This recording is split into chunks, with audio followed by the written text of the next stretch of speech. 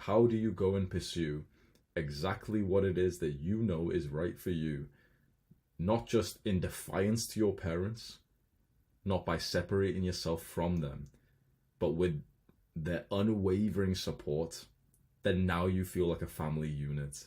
Now you are really confident, because if you visualize right now, imagine if your mom and dad suddenly they were actually convinced and they were pushing you with a smile on their face, with an urge on their face for you to go and do that thing.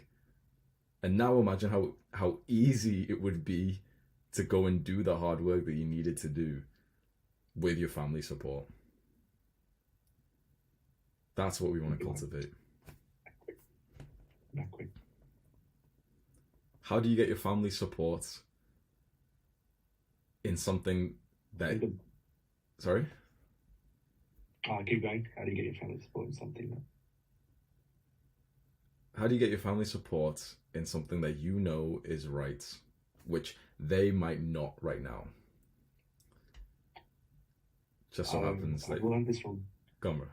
I've learned this from How to Win Friends and Influence People. Is to appeal to their interests. What will they get out of it? Mm, What will they win from this? How are they going to benefit along? mm. That can be tricky because what they actually mostly want, like your parents aren't walking around thinking, I hope he retires me.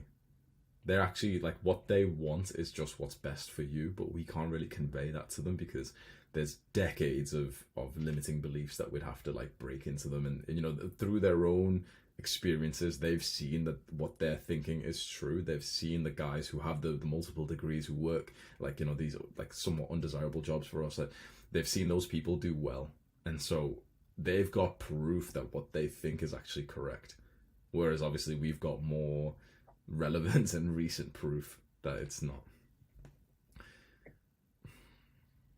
Yeah, absolutely, absolutely.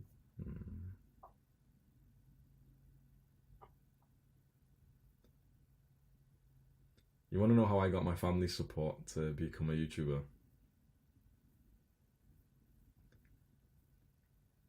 So I was always just a normal kid, and you know, I got into trouble, and my parents would, especially my dad, he always hated me playing video games. He always would put like bans on it, and like, you know, we had a PS2 when we were growing up, and eventually we started to play on like the laptops, and he was always aggressively against that, and I always hated him for it. I couldn't understand it. That was my escape from reality, especially with, you know, the South Asian kind of household, but even for a lot of other guys, it's, if you don't have a desirable life, you've got family arguments, you've got problems in high school with friends and everything. The virtual world was a place where I was a dragon slayer, and in the real world I was just a traumatized kid who'd get beat every week or something, and get shouted at by teachers, and have a couple of friends who used to pretty much bully me.